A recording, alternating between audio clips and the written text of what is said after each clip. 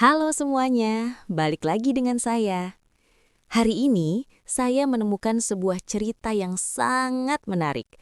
Sampai-sampai, saya nggak sabar buat ceritain langsung ke kalian. Kisah ini punya semuanya. Ada sedihnya, ada bahagianya, dan yang pasti, ada pelajaran berharga di dalamnya. Jadi, siapkan cemilan kalian, dan mari kita mulai pembahasannya. Sebelum kita masuk ke ceritanya, aku ajak kalian absen dulu dong. Yuk dukung channel ini dengan cara tekan tombol like dan subscribe sekarang juga. Terus ramaikan kolom komentar di bawah ya. Tulis nama, asal kota, dan ketik hadir. Aku pengen tahu nih, sahabat paling jauh dari kota mana aja? Kinan merapikan kerah blazer abu-abunya untuk yang ke-10 kali di depan cermin lobi gedung Pratama Tower. Setelah 2 tahun yang melelahkan, masa-masa di mana ia harus membangun kembali kepercayaan dirinya yang hancur setelah perceraian, hari ini terasa seperti kemenangan kecil. Ia telah diterima di salah satu perusahaan konsultan pemasaran paling prestisius di Jakarta.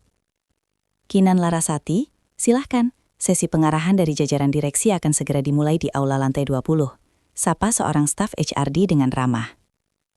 Kinan melangkah masuk ke dalam lift dengan kepala tegak. Ia merasa telah meninggalkan semua masa lalunya di pengadilan agama 2 tahun lalu. Ia bukan lagi istri yang hanya menunggu di rumah. Ia adalah profesional yang siap menaklukkan dunia korporasi. Namun, saat pintu aula terbuka, keberaniannya seolah menguap seketika. Di depan ruangan, berdiri seorang pria dengan setelan jas navy yang dijahit sempurna. Pria itu sedang menyesap kopi sambil menatap slide presentasi dengan ekspresi dominan yang sangat familiar. Ketika pria itu berbalik untuk menyapa para karyawan baru, jantung Kinan seolah berhenti berdetak. Itu adalah Aris, mantan suaminya. Aris mematung sejenak saat matanya menangkap sosok Kinan di antara barisan kursi. Sebuah senyum tipis, senyum yang selalu berarti bahaya, tersungging di sudut bibirnya. Selamat pagi semuanya, suara Aris menggema melalui pengeras suara, rendah dan penuh otoritas. Saya Aris Pratama, CEO baru kalian. Saya mengakuisisi perusahaan ini bulan lalu karena saya melihat potensi besar dan beberapa wajah lama yang menarik untuk kembali dikelola. Pandangan Aris terkunci pada Kinan selama beberapa detik yang terasa seperti selamanya. Rekan-rekan baru Kinan berbisik kagum pada sosok CEO muda yang karismatik itu. Tidak tahu bahwa di balik karisma itu terdapat pria yang pernah menghancurkan mental seorang wanita dengan kata-kata kasarnya. Sesi pengarahan berakhir, namun saat Kinan hendak segera keluar, sekretaris Aris menghadangnya. Ibu Kinan, Pak Aris meminta Anda ke ruangannya sekarang juga. Ada hal penting terkait penempatan divisi Anda. Kinan menarik napas panjang, mencoba menekan gemetar di tangannya. Ia melangkah masuk ke ruang CEO yang luas dan dingin. Aris duduk di balik meja mahoni besar, menatapnya dengan tatapan meremehkan yang sama seperti 2 tahun lalu. Dunia ini sempit sekali bukan Kinan? Aris memulai. Suaranya terdengar seperti seringai. Kamu bekerja keras melamar ke sana kemari, hanya untuk berakhir di bawah telapak kakiku lagi. Aku di sini untuk bekerja secara profesional Aris. Aku tidak tahu kamu pemiliknya. Jawab Kinan datar. Oh, aku tahu kamu tidak tahu, makanya ini menyenangkan. Aris berdiri, berjalan perlahan mengitari mejanya hingga berdiri tepat di depan Kinan. Dulu kamu menceraikanku karena ingin bebas dan berkarya. Sekarang lihat, masa depan karyamu ada di tanganku. Satu coretan penaku, dan reputasimu di industri ini akan hancur sebelum dimulai. Aris mencondongkan tubuhnya, membisikkan sesuatu yang membuat bulu kuduk Kinan merinding. Selamat datang di nerakamu yang baru sayang. Mari kita lihat berapa lama kamu bisa bertahan tanpa bersujud meminta rujuk padaku. Kinan berusaha tetap tenang, meski ruang kerja CEO yang mewah itu terasa mencekam. Ia menolak untuk menunjukkan ketakutan. Baginya, Aris adalah hantu masa lalu yang seharusnya sudah terkubur. Namun kini, hantu itu memiliki kekuasaan atas penghidupannya. Aku tidak akan bersujud, Aris. Aku di sini karena kualifikasiku, bukan karena belas kasihanmu, ujar Kinan tegas. Aris tertawa renyah, sebuah suara yang dulu sempat Kinan anggap merdu, namun kini terdengar seperti gesekan kisau di atas piring. Ia kembali ke kursinya, menyandarkan tubuh dengan santai sambil memainkan sebuah pulpen mahal. Kualifikasi, Aris mencibir. Di industri ini, kualifikasi hanyalah nomor 2. Koneksi dan reputasi adalah segalanya. Dan coba tebak siapa yang memegang kendali atas keduanya di perusahaan ini. Aris membuka sebuah map biru di atas mejanya. Ini adalah proyek pengembangan brand untuk klien terbesar kita tahun ini. Nilainya miliaran. Awalnya, HRD menempatkanmu sebagai pimpinan tim untuk proyek ini karena portofoliomu memang bagus. Tapi sebagai CEO, aku punya hak untuk memindahkanmu ke bagian pengarsipan data di lantai basement jika aku mau. Kinan mengepalkan tangannya di samping paha. Apa maumu, Aris? Aris meletakkan pulpennya dan menatap Kinan dengan tatapan posesif yang gelap. Kembalilah padaku, cabut pernyataan ceraimu di depan keluarga besar kita. Katakan pada mereka bahwa kamu hilaf dan ingin kita rujuk. Jika kamu setuju, besok pagi kamu akan mendapatkan jabatan direktur pemasaran, mobil dinas baru dan bonus yang tidak akan pernah kamu dapatkan dalam 10 tahun bekerja keras. Kinan tertegun. Tawaran itu bukan hanya menghina kecerdasannya, tapi juga menginjak-injak harga diri yang ia bangun dengan susah payah. Kamu ingin membeli kembali istri yang sudah kamu buang dengan promosi jabatan? Kinan bertanya dengan nada jijik yang tak disembunyikan. Aku tidak membuangmu, Kinan. Kamu yang pergi, koreksi Aris dengan nada tajam. Aku hanya ingin mengembalikan segala sesuatunya ke tempat yang seharusnya. Kamu di rumah, menjadi istriku yang patuh, dan aku yang mengatur dunia untukmu. Jawabannya tetap tidak, sahut Kinan tanpa ragu. Aku lebih baik bekerja di basement daripada harus kembali ke penjara yang kamu sebut rumah itu. Wajah Aris berubah drastis, senyum sinisnya menghilang, digantikan oleh garis wajah yang kaku dan penuh kebencian. Ia menutup map biru itu dengan bantingan keras. Begitu, baiklah, ucap Aris dingin. Kalau begitu, bersiaplah. Mulai besok, kamu akan menangani proyek pemetaan pasar di daerah pinggiran yang paling sulit. Kamu akan bekerja 12 jam sehari, melaporkan setiap detail padaku secara langsung setiap jam 6 pagi. Dan aku tidak akan memberikanmu asisten satupun. Kita lihat, seberapa lama idealisme kemandirian itu bisa mengisi perutmu yang lapar. Kinan berbalik dan berjalan menuju pintu tanpa sepatah kata pun. Namun sebelum ia keluar, suara Aris kembali menghentikannya. Satu lagi, Kinan. Jangan berpikir untuk mengundurkan diri. Ada klausul penalti 3 kali lipat gaji setahun dalam kontrakmu jika kamu berhenti sebelum masa percobaan selesai. Dan aku tahu persis, tabunganmu tidak akan cukup untuk membayar itu. Kinan menutup pintu dengan keras. Di lorong kantor yang sunyi, ia menyadari bahwa ia tidak sedang memulai karir baru. Ia sedang memasuki sebuah arena gladiator, di mana sang kaisar sangat menginginkan kematiannya. Pukul 5 pagi, Kinan sudah berada di meja kerjanya. Sesuai perintah Aris, ia harus menyerahkan draft awal pemetaan pasar untuk wilayah pinggiran sebelum matahari terbit sepenuhnya. Matanya perih karena hanya tidur 3 jam, namun ia menolak untuk menyerah. Ia tahu Aris sedang menunggu celah sekecil apapun untuk menertawakannya. Tepat pukul 6, Aris melangkah masuk ke ruang divisi pemasaran yang masih sepi. Ia tampak segar dengan setelan jas abu-abu, sangat kontras dengan Kinan yang terlihat lelah namun tetap tegar. "Mana laporannya?" tanya Aris tanpa basa-basi. Kinan menyerahkan sebuah map coklat. Aris membacanya sekilas, lalu melemparkannya ke atas meja. "Sampah, ini tidak akurat. Data demografinya sudah usang. Kamu mau mempermalukan perusahaan di depan klien besar besok?" "Data itu diambil dari database internal perusahaan, Aris. Aku hanya mengolah apa yang tersedia," jawab Kinan, mencoba menahan emosi. Aris tersenyum licik. "Kalau begitu, risetmu kurang dalam. Kamu punya waktu sampai jam 2 siang untuk memperbaikinya. Atau aku akan mencabut namamu dari daftar presentasi besok dan memberikannya kepada Shinta." Shinta adalah junior di kantor itu yang terkenal ambisius dan sering mencari muka pada Aris. Memberikan proyek itu pada Shinta sama saja dengan membunuh karir Kinan di minggu pertama. Kinan segera kembali ke komputernya. Namun, sesuatu yang aneh terjadi. Saat ia mencoba mengakses file riset pasar terbaru di server perusahaan, aksesnya ditolak. Akses denied. Ia mencoba berkali-kali, namun hasilnya sama. "Maaf Mbak Kinan, tadi Pak Aris memerintahkan IT untuk membatasi akses Mbak sementara waktu karena alasan keamanan data," bisik seorang staf IT muda yang lewat dengan wajah tidak enak hati. Kinan mengepalkan tangan. Aris tidak hanya memberinya tugas mustahil, ia juga memutus kakinya agar ia tidak bisa berjalan. Sabotase ini sangat rapi. Aris ingin Kinan datang memohon padanya untuk membuka akses tersebut. Namun, Aris meremehkan satu hal. Selama 2 tahun masa penganggurannya setelah cerai, Kinan tidak hanya diam. Ia mengambil kursus analisis data independen dan memiliki jaringan teman-teman riset di luar sana. Kinan mengambil ponselnya. Ia tidak menggunakan jaringan kantor. Ia mulai menghubungi teman-teman lamanya dan mengakses database publik yang berbayar, menggunakan uang tabungannya sendiri. Ia bekerja dengan kecepatan yang belum pernah ia lakukan sebelumnya, mengetik laporan baru dari nol berdasarkan data real-time yang ia beli secara mandiri. Pukul 2 siang tepat, Kinan berdiri di depan pintu ruangan Aris. Ia masuk tanpa mengetuk. "Ini data terbaru, bukan dari servermu yang rusak, tapi dari riset independen. Akurasinya 98%, ucap Kinan, meletakkan dokumen tebal di atas meja Aris. Aris tertegun. Ia membuka lembar demi lembar, mencari kesalahan, namun data itu sempurna. Bahkan lebih detail daripada yang dimiliki perusahaan. "Kamu menghabiskan uang pribadimu untuk ini?" Aris bertanya, suaranya sedikit meninggi. "Anggap saja itu investasi untuk harga diriku," sahut Kinan dingin. "Besok aku yang akan presentasi. Jangan coba-coba memindahkan proyek ini pada Shinta." Aris menatap Kinan dengan amarah yang membara di balik matanya. Ia menyadari bahwa Kinan yang sekarang bukanlah wanita yang bisa ia kurung hanya dengan kata-kata. Namun, Aris belum selesai. Jika sabotase data tidak berhasil, ia akan menggunakan cara yang lebih personal, menghancurkan reputasi Kinan di depan seluruh karyawan. Kemenangan Kinan atas sabotase data kemarin ternyata berbuntut panjang. Aris bukanlah pria yang akan mundur hanya karena satu kegagalan. Pagi ini, atmosfer di divisi pemasaran berubah drastis. Saat Kinan berjalan menuju mejanya, bisik-bisik yang semula riuh mendadak sunyi. Tatapan rekan-rekan kerjanya yang biasanya netral, kini berubah menjadi sinis dan penuh selidik. Kinan duduk di kursinya dan menemukan sebuah memo di atas keyboardnya. Isinya adalah undangan rapat divisi pukul 10 pagi. Di ruang rapat, Aris duduk di kepala meja dengan wajah yang sulit dibaca.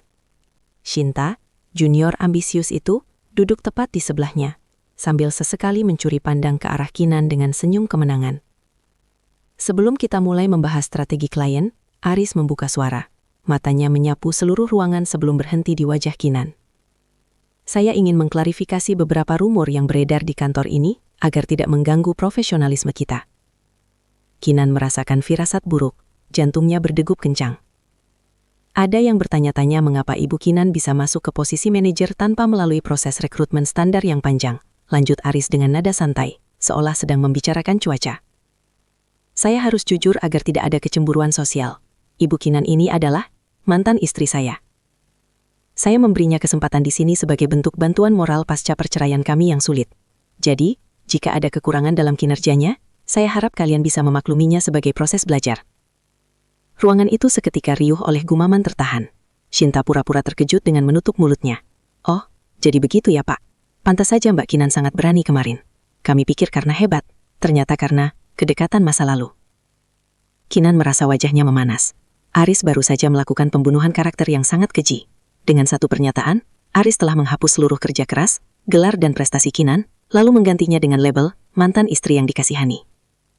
Itu tidak benar. Kinan berdiri. Suaranya gemetar namun tetap lantang. Saya melewati 3 tahap wawancara dan tes kompetensi sebelum Pak Aris mengakuisisi perusahaan ini. Saya diterima karena kualifikasi saya, bukan karena belas kasihan siapapun. Aris menaikkan satu alisnya, menatap Kinan dengan tatapan merendahkan yang sangat intim. Sudahlah Kinan, tidak perlu malu. Semua orang di sini tahu betapa sulitnya hidupmu setelah kita berpisah. Tidak perlu sok kuat.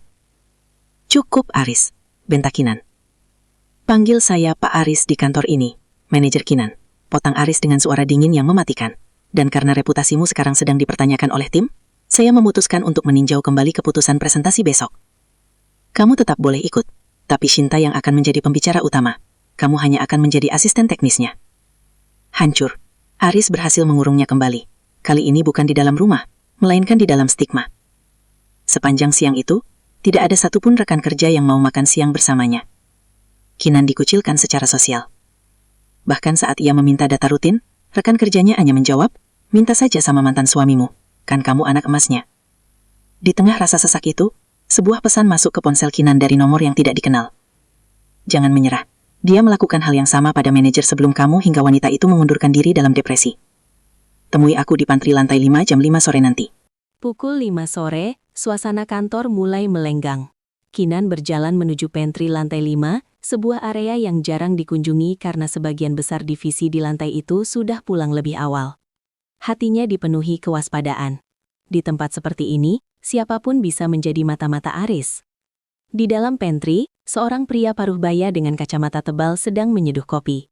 Ia adalah Pak Bram, manajer senior keuangan yang sudah bekerja di perusahaan ini jauh sebelum Aris melakukan akuisisi. Duduklah Kinan, ujar Pak Bram tanpa menoleh. CCTV di sini sedang mati selama 10 menit ke depan. Aku sudah mengaturnya. Kinan duduk dengan kaku. Bapak yang mengirim pesan itu? Pak Bram mengangguk, lalu duduk di hadapan Kinan. Aku tidak tahan melihat caramu dipermalukan tadi pagi. Aris Pratama adalah predator narsistik.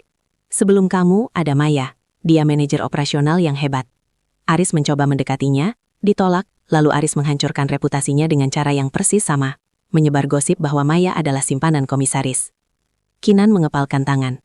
Lalu di mana Maya sekarang? Dia mengundurkan diri setelah menderita depresi berat. Aris memastikan tidak ada perusahaan di industri ini yang mau menerimanya dengan menyebar surat referensi buruk secara rahasia. Jawab Pak Bram dengan nada getir. Aku diam saat itu karena aku takut kehilangan pensiunku. Tapi melihatmu melawan kemarin saat sabotase data, aku sadar, seseorang harus membantumu. Apa yang bisa kita lakukan, Pak? Dia pemilik perusahaan ini. Tanya Kinan putus asa. Pak Bram memajukan kursinya, merendahkan suara. Dia memang pemilik, tapi dia tidak memiliki dewan komisaris sepenuhnya. Aris sedang berusaha menyembunyikan sesuatu yang besar. Sejak dia mengambil alih, ada aliran dana keluar yang tidak wajar ke perusahaan cangkang di luar negeri. Dia menggunakan uang perusahaan untuk membayar utang-utang pribadinya akibat gaya hidup mewahnya. Kinan tertegun. Korupsi? Lebih tepatnya penggelapan aset. Koreksi Pak Bram. Jika kamu bisa menemukan bukti transaksi aslinya, bukan yang sudah dimanipulasi untuk laporan bulanan, kamu bisa menjatuhkannya di depan Dewan Komisaris. Tapi data itu ada di komputer pribadinya di ruang CEO. Sangat sulit diakses. Pertemuan singkat itu berakhir ketika suara langkah kaki terdengar di koridor. Pak Bram segera berdiri dan pergi seolah-olah mereka tidak pernah bicara. Kinan kembali ke mejanya dengan pikiran yang berkecamuk. Kini ia memiliki senjata, namun senjata itu berada di dalam kandang singa. Di sisi lain, tekanan di mejanya semakin parah. Shinta baru saja meletakkan tumpukan map setinggi 30 cm di hadapan Kinan. Mbak Kinan, Pak Aris bilang asisten teknis harus merapikan semua data ini sebelum presentasi besok pagi jam 8. Semuanya harus diketik ulang ke format baru. Jangan telat ya Mbak Mantan, ucap Shinta dengan nada mengejek yang kental. Kinan menatap tumpukan itu, lalu menatap ke arah ruangan CEO yang lampunya masih menyala. Aris sedang memperhatikannya dari belakang kaca riben, menikmati pemandangan Kinan yang kewalahan. Namun Aris tidak tahu bahwa Kinan tidak lagi sekadar bertahan hidup. Ia mulai menyusun rencana untuk membongkar kebusukan pria itu, sekali dan untuk selamanya. Kinan menghabiskan malam itu dengan mata merah, namun bukan karena tangis. Ia mengetik setiap data yang diberikan Shinta, tetapi pikirannya terfokus pada informasi dari Pak Bram.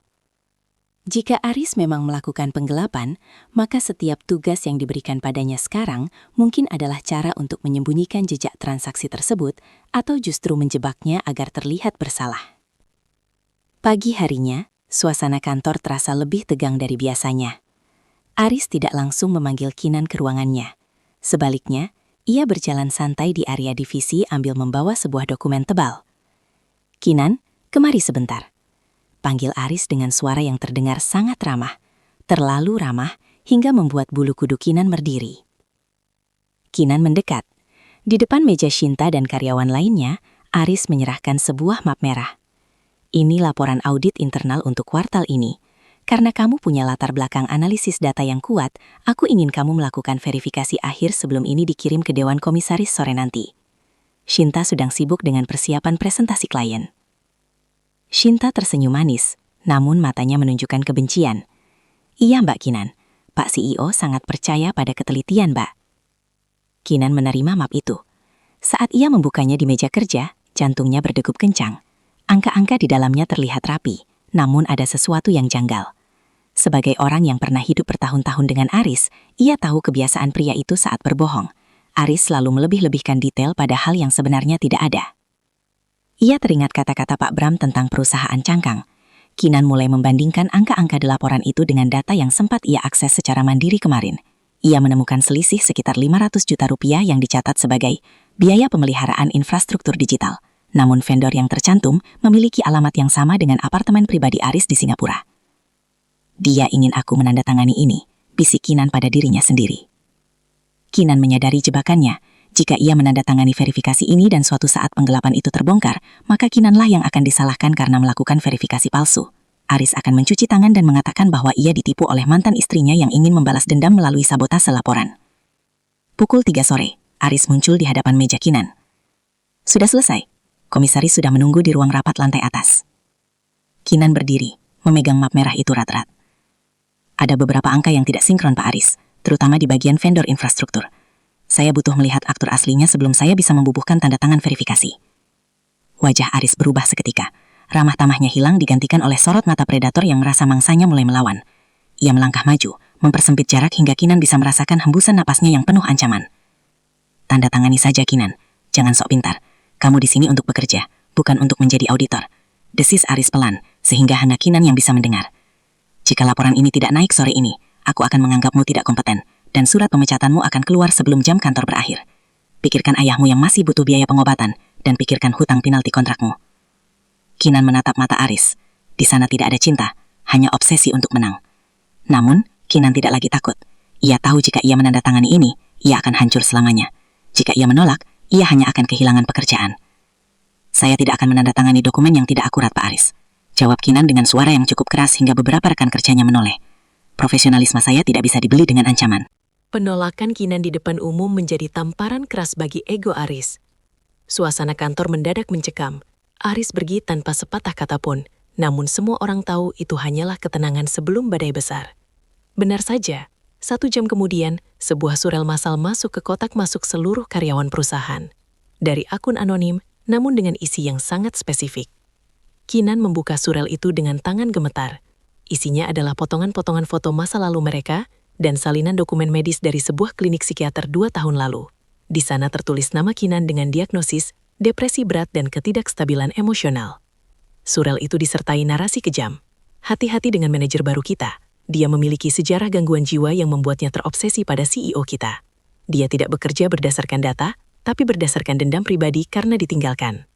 Lutut Kinan lemas. Aris benar-benar melakukannya. Ia menyerang titik paling rapuh dalam hidup Kinan, perjuangannya untuk sembuh dari trauma pernikahan mereka. Wah, ternyata memang benar ya, dia itu tidak stabil, bisik Sinta sengaja saat melewati meja Kinan.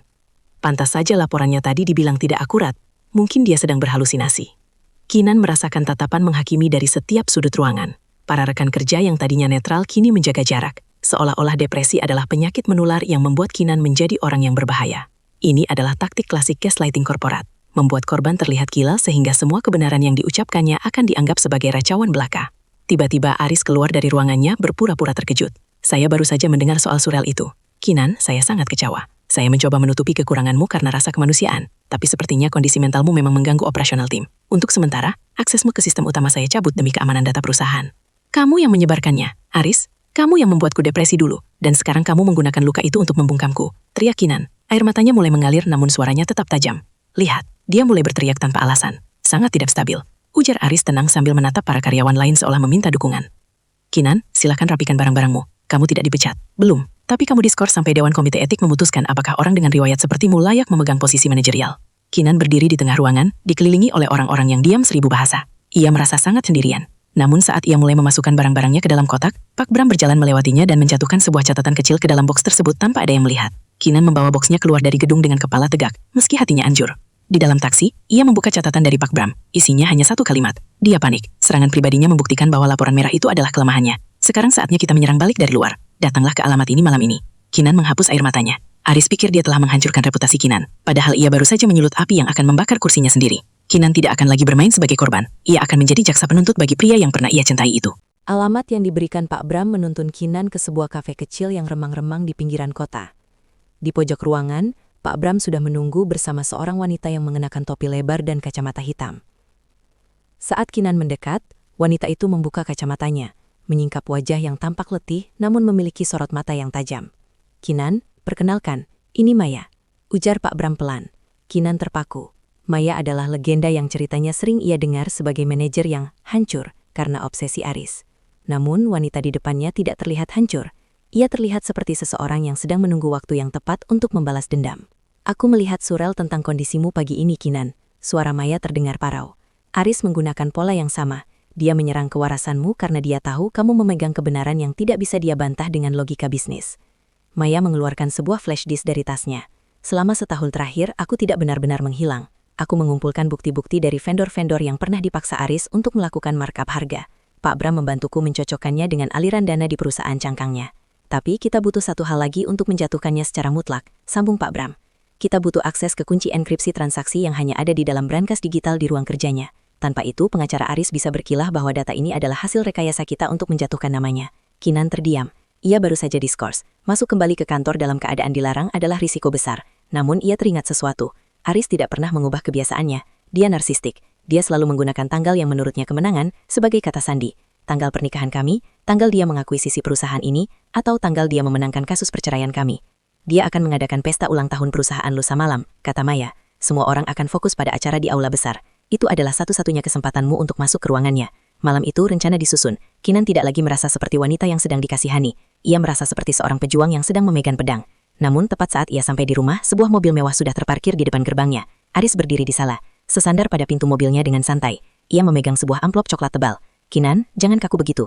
Aris tersenyum miring, seolah-olah pengkhianatan tadi pagi tidak pernah terjadi.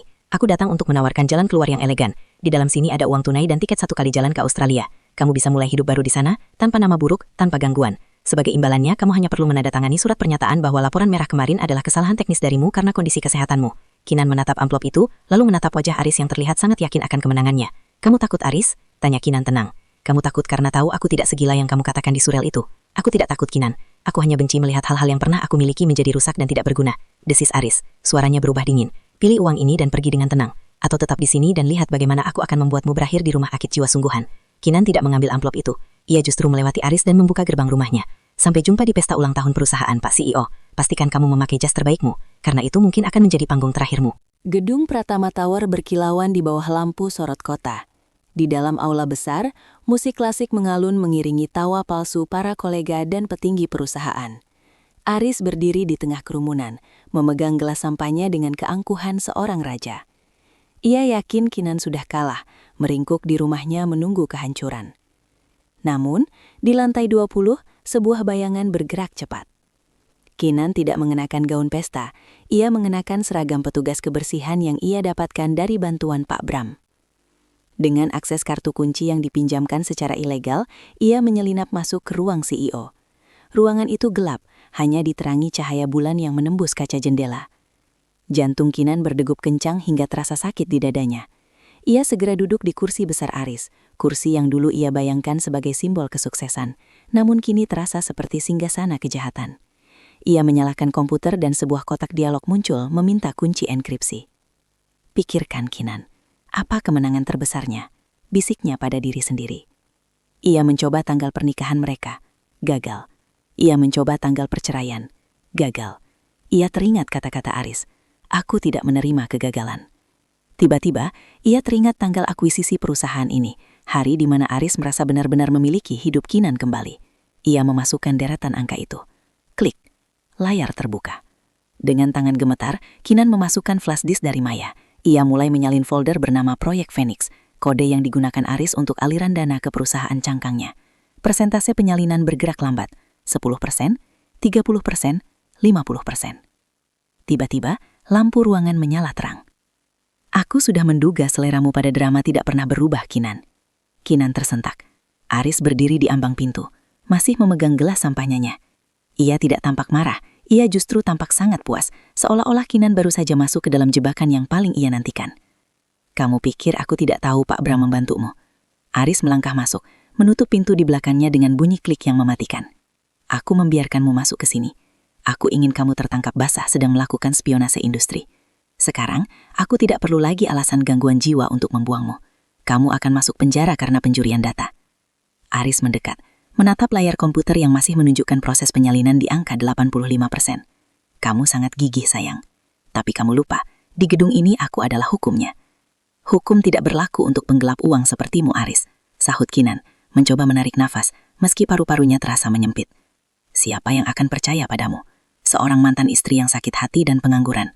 Aris tertawa, lalu mengangkat ponselnya untuk memanggil keamanan. Namun, sebelum ia sempat menekan tombol, pintu ruangan terbuka kembali dengan bantingan keras. Shinta berdiri di sana bersama dua orang pria yang sangat dikenal Aris, perwakilan dari Dewan Komisaris Utama. Sebenarnya, Pak Aris, suara Shinta terdengar tajam dan tanpa beban. Saya sudah merekam semua percakapan kita sejak seminggu lalu, termasuk saat Bapak memerintahkan saya untuk menyabotase data Mbak Kinan dan saat Bapak mengancamnya di depan rumahnya semalam. Wajah Aris berubah pucat pasi. Gelas di tangannya bergetar. Terima kasih, Shinta, ujar Kinan, sambil mencabut flash disk yang sudah menunjukkan angka 100%. Ia berdiri dengan kepala tegak, menatap Aris yang kini tampak kecil di balik meja mahoninya sendiri. Malam ini, sandiwaramu selesai. Ruang sidang itu terasa dingin. Namun bagi Kinan, udara di dalamnya jauh lebih murni daripada udara di kantor Pratama Tower. Di kursi terdakwa, Aris duduk dengan bahu yang merosot. Tidak ada lagi setelan jas puluhan juta atau tatapan predator yang dulu menghantui mimpi buruk Kinan. Pengacaranya berulang kali mencoba melakukan pembelaan, namun bukti yang diajukan Kinan terlalu solid untuk dipatahkan. Berdasarkan bukti digital yang sah, kesaksian dari saudari Maya dan saudara Bram, serta rekaman audio dari saudari Shinta, hakim mengetukkan palunya. Suaranya menggema di seluruh ruangan. Terdakwa Aris Pratama dinyatakan bersalah atas tindak pidana penggelapan aset perusahaan, pencucian uang, dan pencemaran nama baik secara sistematis. Aris divonis hukuman penjara yang cukup lama dan denda yang membuat seluruh kekayaannya ludes seketika. Saat petugas membawanya keluar dari ruang sidang, Aris sempat berhenti di depan Kinan. Ia menatapnya dengan sisa-sisa kemarahan, namun ada ketakutan yang dalam di matanya. Kamu menghancurkan segala yang kubangun, Kinan. Desisnya serak. Kinan menatapnya lurus, tanpa kebencian. Hanya ada rasa lega yang tulus. Tidak, Aris. Kamu menghancurkan dirimu sendiri. Saat kamu mengira kekuasaan bisa membeli kebebasan orang lain. Aku hanya menyalakan lampu, agar semua orang bisa melihat kebusukan yang kamu sembunyikan. Setelah sidang usai, Maya mendekati Kinan dan memeluknya erat. Kita berhasil, Kinan. Beban ini akhirnya hilang. Kinan tersenyum. Terima kasih sudah bertahan, Maya. 3 bulan kemudian, hidup Kinan telah berubah total. Ia tidak kembali ke Pratama Group. Perusahaan itu kini sedang direstrukturisasi oleh Dewan Komisaris. Sebaliknya, Kinan mendapatkan tawaran sebagai Strategic Director di sebuah firma internasional yang sangat menghargai integritasnya dalam membongkar skandal Aris. Ceritanya menjadi inspirasi di kalangan profesional tentang pentingnya melawan penyalahgunaan kekuasaan atau power abuse di tempat kerja. Sore itu, Kinan duduk di balkon apartemen barunya, menyesap kopi sambil melihat matahari terbenam. Ia membuka sebuah map yang baru dikirimkan oleh pengacaranya. Itu adalah surat keputusan resmi rehabilitasi nama baiknya. Namanya kini bersih. Diagnosis depresi yang dulu digunakan Aris untuk menyerangnya, kini dipandang sebagai bukti ketangguhannya sebagai penyintas trauma. Ponselnya bergetar. Sebuah pesan dari Shinta masuk. Mbak, aku sudah mulai bekerja di tempat baru. Terima kasih sudah mengajariku bahwa ambisi tidak boleh mengubur nurani. Kapan-kapan kita minum kopi lagi? Kinan tertawa kecil dan membalas pesan itu dengan hangat. Ia meletakkan ponselnya, menutup matanya, dan menghirup udara dalam-dalam. Tidak ada lagi rasa sesak. Tidak ada lagi rasa takut akan hari Senin. Aris mungkin pernah menjadi atasannya di kantor. Namun Kinan menyadari bahwa ia adalah satu-satunya atasan atas hidup dan kebahagiaannya sendiri. Dulu ia mengira kemandirian adalah tentang tidak butuh siapapun. Kini ia tahu, kemandirian sejati adalah tentang memiliki keberanian untuk berkata tidak pada ketidakadilan, sesulit apapun situasinya. Kinan Larasati telah benar-benar pulang. Kepada dirinya sendiri. Tamat. Oke, itu dia pembahasan kita hari ini. Gimana? Cukup bikin geleng-geleng kepala, kan? Saya harap kalian dapat sesuatu dari video ini, atau minimal bisa nemenin waktu luang kalian. Jangan lupa subscribe kalau kalian nggak mau ketinggalan cerita-cerita menarik berikutnya yang bakal saya bahas. Makasih udah mampir di channel ini. Sampai jumpa lagi di video berikutnya.